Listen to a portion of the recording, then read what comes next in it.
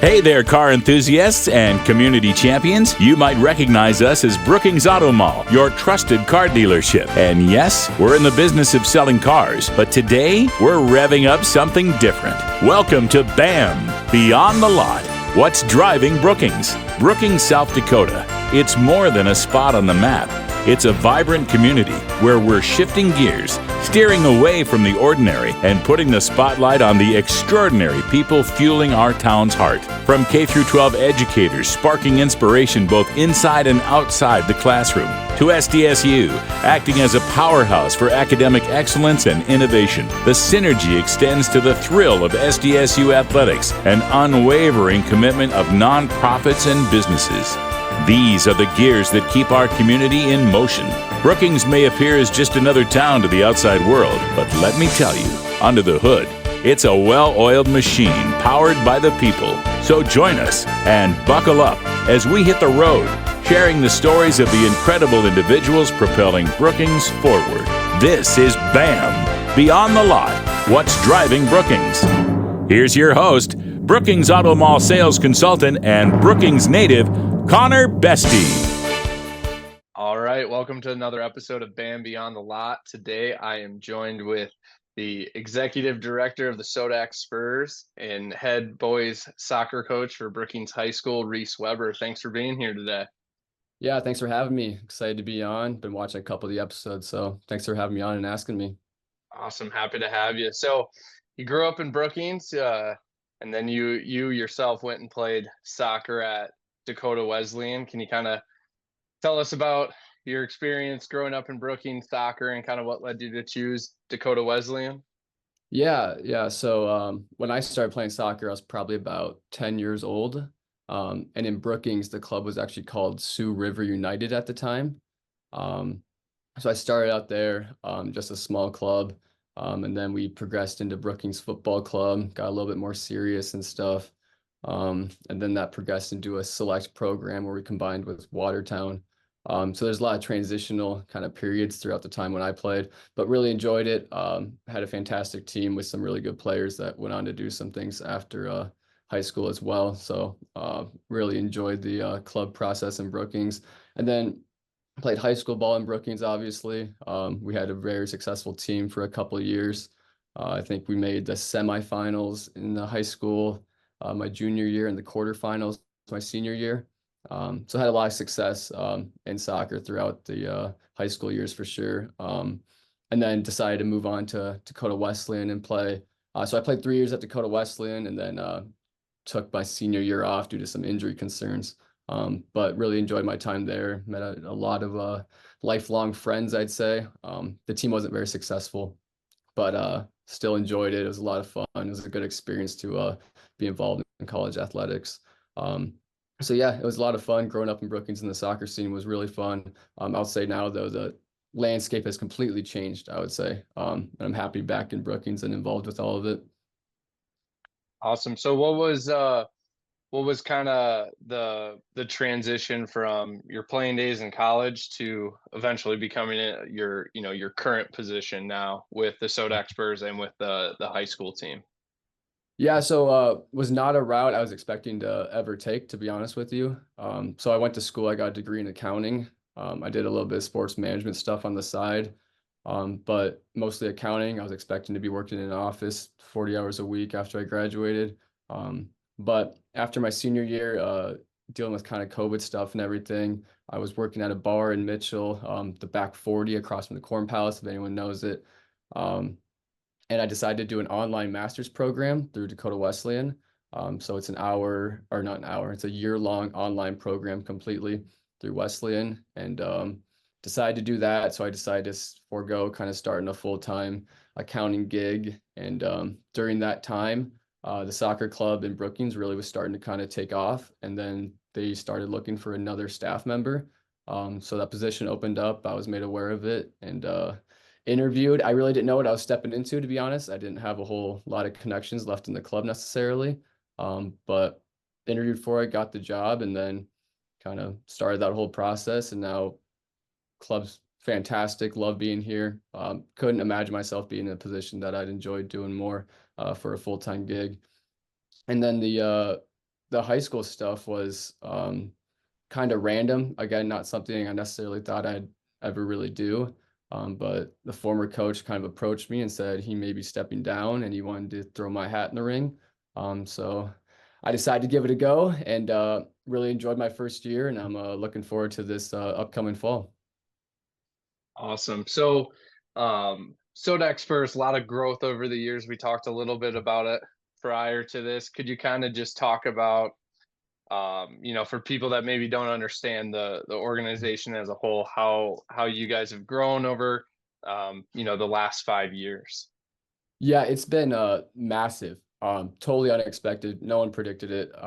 My dad was a big part of kind of the transition to the Sodak Spurs. And I mean, he can say that like a 5-year plan, we didn't expect this much growth. It's been crazy. So we're looking right now, we've got over 1,000 different players involved in our entire setup.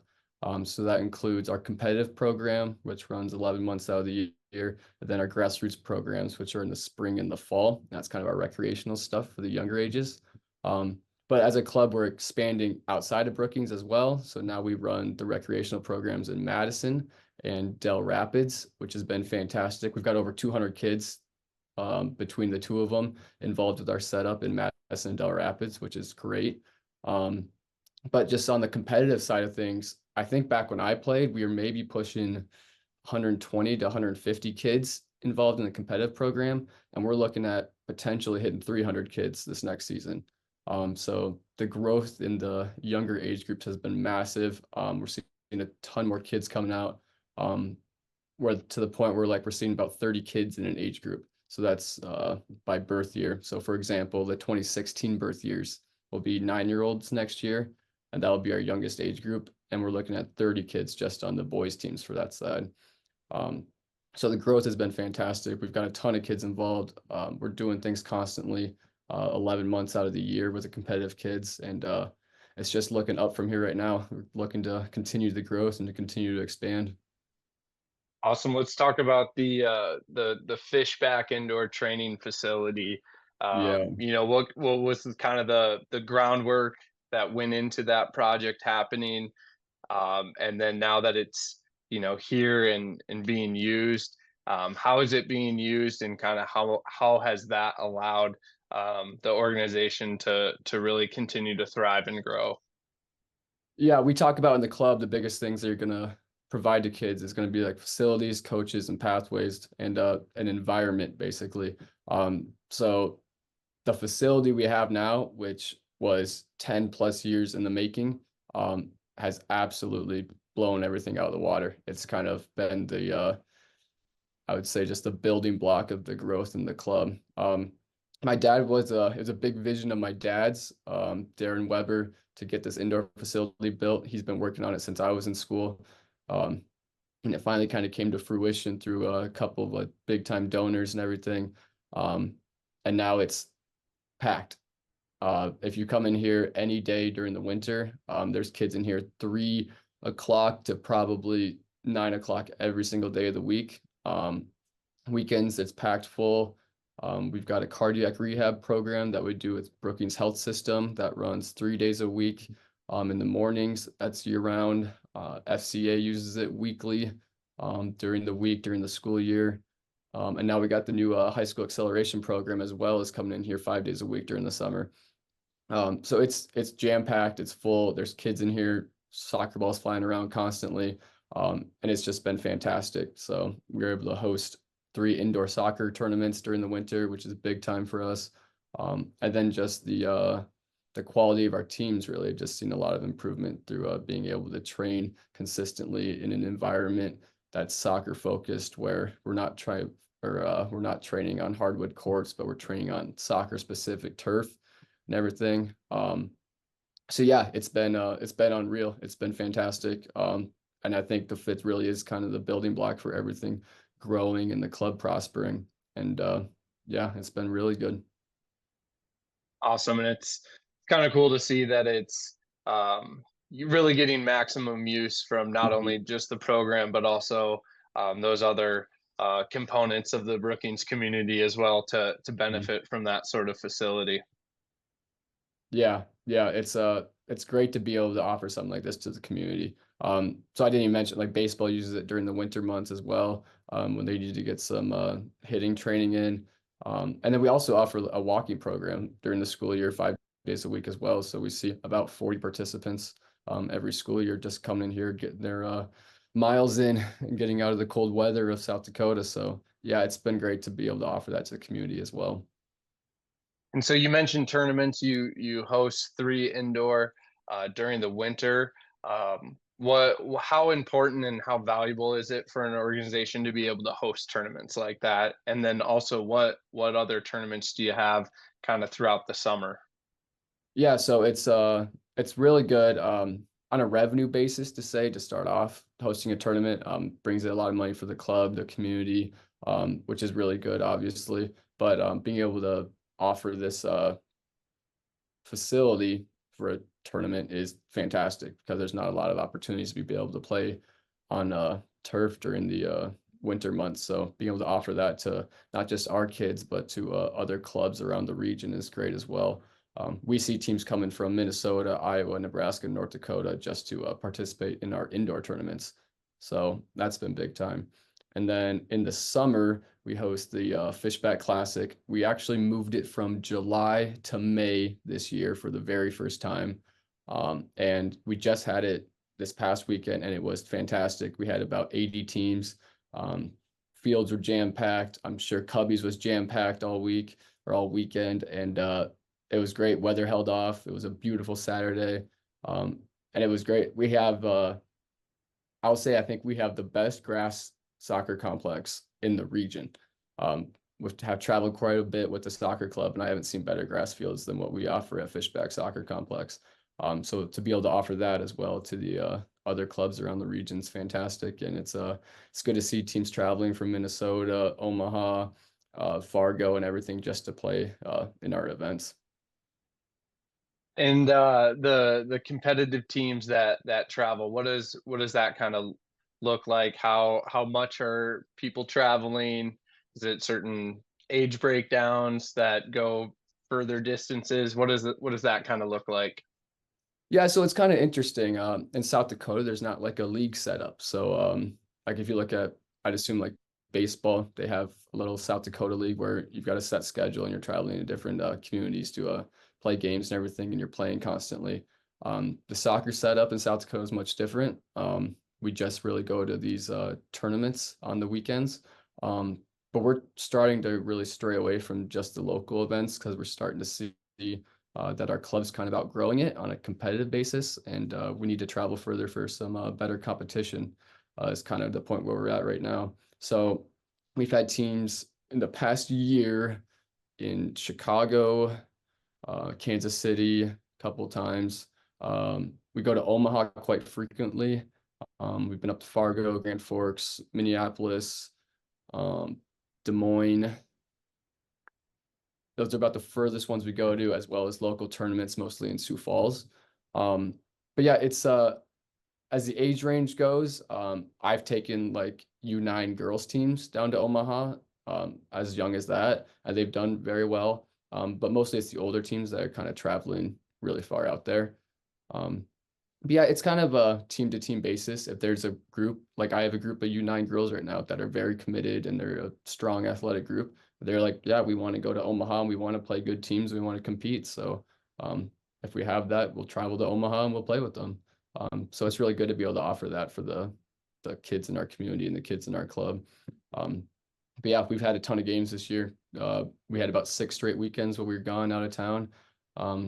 And being very competitive in events as well, which has been good for the club. Let's talk about you guys recently had, I think it was a couple months ago now, you had your goals and gratitude banquet. Mm-hmm. Could you kind of talk about what goes into that, and kind of, how people have been involved with supporting the Sodak Spurs and kind of all of that? Yeah, that was an eye-opening experience. I would say that was this banquet was kind of something that's been on my to-do list since I was hired about 2 years ago. And we got around to it this past February to really put the time and effort in to host a good event for our club members and for the community. So planning the event, I wasn't haven't planned a wedding before or anything, but I kind of compare the two. I'd say it's a lot like preparing for a wedding, but the whole thing was fantastic. We had some fantastic volunteers that helped organize the whole thing. We couldn't have done it without them. Um, but we saw about 200 people attending, which we had no idea how it was going to go. We haven't done it before. So it was all kind of starting off from ground zero, and it was absolutely brilliant, I would say. It was a fantastic event. I feel like everybody enjoyed it. The auction went well, silent auction went well, dinner was great, and we had a ton of people come out and support. Really looking forward to doing it again, but I couldn't have been happier with how the event went. And I was super happy to be able to offer that to our club members, and super grateful for our club members for their support during the event as well. And what are some of the things that you had at the live auction? Was there a live auction or was it just a silent auction? So we had a silent auction with, I want to say, about 200 items. That might be more than I'm thinking. Maybe about a lot of items. I don't remember the exact total. And then we did a live auction as well. The live auction we had, so Carl's donated a Traeger grill from Jim Moe's, which was fantastic. We had like a custom Spurs fridge. We had MLS tickets. So all that stuff was great. And live auction was great. And then the silent auction, we had all kinds of stuff from the community, which was fantastic to see. A lot of businesses that we haven't necessarily worked with in the past were willing to donate to the auction, which was awesome. The community support for the whole event was awesome. And yeah, we had a big time SDSU national championship signed football. That went well in the silent auction. So just some cool items like that kind of thrown in that really made it fantastic. And how valuable is an event like this, and the proceeds? Where do they go? How do you use them? And how does that continue the growth of the Spurs organization? Yeah, so there's a lot of behind the scenes things kind of going on with the club right now that raising funds like that is unbelievable. So we're looking at things like construction projects at the fit, parking lot rental, all those types of things are things that we didn't necessarily plan for. We didn't plan to have to pay for. So raising funds like that are fantastic. And then you look at just being able to hopefully offset some tournament fees for parents and stuff, which is always great. And not having to raise fees hopefully in the future to an extreme, because we feel like we're able to offer fees that are maybe a bit lower than the state average for soccer. So just a big time event like that really helps us to hopefully not have to be able to raise fees to the amounts that like the Sioux Falls clubs do, which is great. But there's other projects in the future that we're looking to take on. So being able to have an event that really raises funds for the club like that is fantastic. And I know that obviously the Fishback training facility was a huge project, and now you got it. Can you? Is there any other future projects that have you excited that you can share with us? There's probably not anything right now that I can necessarily share. There's nothing like concrete really going on right now. There's just thoughts and kind of things getting thrown around between specific people where there's some ideas being thrown around for some different things. Talk about those, and kind of what's exciting about having those also within the Sodak Spurs organization.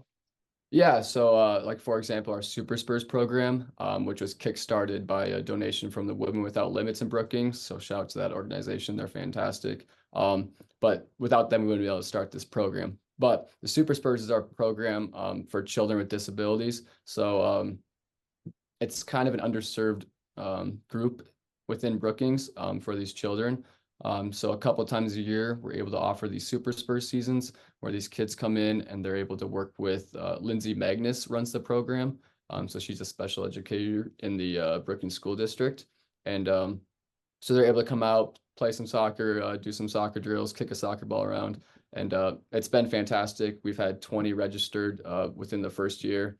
So being able to have the space and the environment and the funds to offer a program like that is fantastic to give back to the community of Brookings. And then we're looking at starting a program for adults with disabilities as well. So that's still in the works right now, but we're hoping to kickstart that during the next school year. So just having the resources to be able to provide stuff like that for the community is really something that the club is excited about and proud of. Yeah, that's awesome. As you kind of work through the summer months, as you kind of lead up into the school year, what are kind of the high school players that you coach for the Bobcat season? What are they kind of doing in the summer, and kind of when do you start kind of the preseason training, so to say, before the official season kicks off? Yeah, so they're busy. So they're playing soccer 12 months out of the year, which is fantastic. So right now they're finishing up their club season. One of the high school boys teams will be competing in regionals next week, or yeah, about next week in Sioux Falls, with a chance to advance to nationals. So really excited for them. But yeah, they're playing constantly. They're training 4 or 5 days a week, which is really great to see year round, especially as the high school coach. So yeah, and then as the club season wraps up, they'll have a little bit of time off where I believe they'll be doing acceleration programs and stuff in different areas of town, and then just staying in shape, kicking a soccer ball around, getting together for some captain's practices and such. And then late July, we have our high school soccer camp, and then we kick off day one of training on August 5th. So it's a pretty quick turnaround from the club season to the high school season. And this, as their high school coach, I'm happy to see that they're pretty involved and they're playing a lot during the year. So they're always ready to get going during high school season. Awesome. And can you kind of give us a teaser about this upcoming season, the varsity team? How are we looking? How many seniors do you have? Can you kind of give us a little overview of what to expect come this fall? Yeah, we're losing a lot of seniors and some impactful seniors, so that's going to hurt a little bit.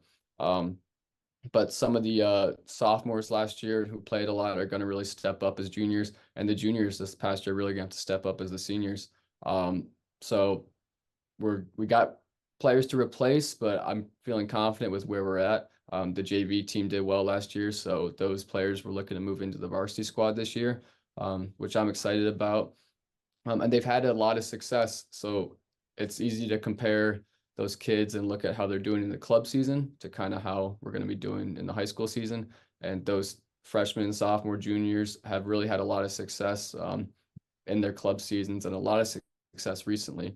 So I'm looking forward to seeing them produce in the high school season. We're going to have some kids step up. Going to have some new leaders out there with how many seniors we lost. But I feel very confident in the squad, and I think we're moving to have a successful season this year. Awesome. Well, we look forward to it. Final question. What is your favorite memory from high school soccer from when you played? Oof, oof, that's a tough one. I'll say, I don't know if this is my favorite memory, but just off the top of my head, I'll give you two of them because it's going to be a little bit different. So the first time I played, I started a varsity game, would have been my sophomore year. And I started as a center back and a three back. So I was kind of anchoring the defensive positions. And we were playing Brandon Valley. This is my first time in a varsity game. I'm a sophomore. And who was probably the best player in the state this senior gets through on goal pretty early. And I kind of just battered him and immediately foul called, yellow card, first 5 minutes of my varsity career. So that's I'd say my most fond memory, but that's a memory that definitely sticks out. And then my best memory is probably winning the ESD conference my junior year. We played Aberdeen at home. It was the last game of the conference schedule, and it just happened to be we were playing Aberdeen. We were 1-2 in the conference. They just needed to draw us to win the conference. We needed to beat them. I remember we had a kid named Francisco who scored an absolutely unreal goal from about 30 yards to clinch the game. And it was, I think we finished undefeated in the conference that year. And that was big time. That was a lot of fun. So a lot of fun memories from that season, from my junior season. We had a very strong team, and it was a lot of fun. Awesome. So kind of the tale of two vivid memories there from Yeah. capping off a great season to also the as you can imagine a sophomore getting their first minutes on varsity and getting a yellow card within the first 5. Right. Yeah, that was good. Awesome. Well, appreciate you having on. Hopefully we can do this again once we get into that high school boys season, and you can come on and kind of give us a recap on how the season's going. But appreciate you having on, and keep up the great work with the Sodak Spurs. Yes, thank you very much. Enjoying the podcast, loving the things you're doing for the community of Brookings. So looking forward to seeing who you have on next. Awesome. Thank you.